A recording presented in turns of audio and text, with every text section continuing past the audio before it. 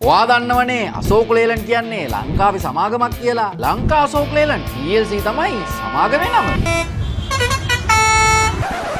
මේ වෙනකොට මේ සමාගම ලංකාවේ ආර්ථිකයට සෑහෙන ලොකු හයියක් වෙලා තියෙනවා. මෙයාට ආදායම එන්නේ බස් වලින් විතරක් නෙමෙයි. කලින් කිව්වා වගේ එක පැත්තකින් බස්, අනිත් පැත්තෙන් ප්‍රයිමෝ. ඒ විතරක්ද? ස්පෙයා පාර්ට්ස්, රිපෙයාරින්, ජෙනරේටර්ස් මෙච්චර දේවල් කරන අශෝක් ලේලන් සමාගම ගිය අවුරුද්දේ සෑහෙන ලොකු වෙනසක් සිද්ධ වෙලා තියෙනවා. ගෙවුන 2025 දෙසැම්බර් 30 වෙද්දී මෙයාලගේ ආදායම රුපියල් බිලියන 12ක් වෙනකන් 135කින් වැඩි වෙලා. ආදායම ඉතින් 100%කින් වැඩි වෙනවා කියන්නේ ලාභය ගැන ඉතින් ආයෙ කතා කරන්න ඕනේ නෑනේ. මතකනේ ඉතින් පෞගිය කාලේ ගත්තාම ලංකාව සෑහෙන්න බැට කාපු කාලයක්නේ. ඒ කාලෙදි ඉතින් ලංකාවේ සමාගමුත් ඔය බැටේ ඔය විදියටම කෑවා. දැන් ඉතින් ඔළුව උස්සන ලංකාවට සෑහෙන ලොකු හයියක් තමයි මේ ලංකා අශෝක් ලේලන් PLC එක.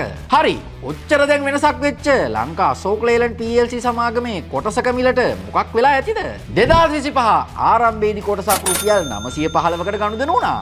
දැන් වෙද්දි කොටසක් රුපියල් 3800යි. අවුරුද්දයි 100%කටත් වඩා රිටර්න් එකක්. කොහොමද බැංකුවෙන් හම්බෙන 10% වගේද මේක? එහෙමයි කියලා දැන් දුවල ගිහිල්ලා ඉන්වෙස්ට් කරන්න කල්පනාව. හොර ගෙඩියා.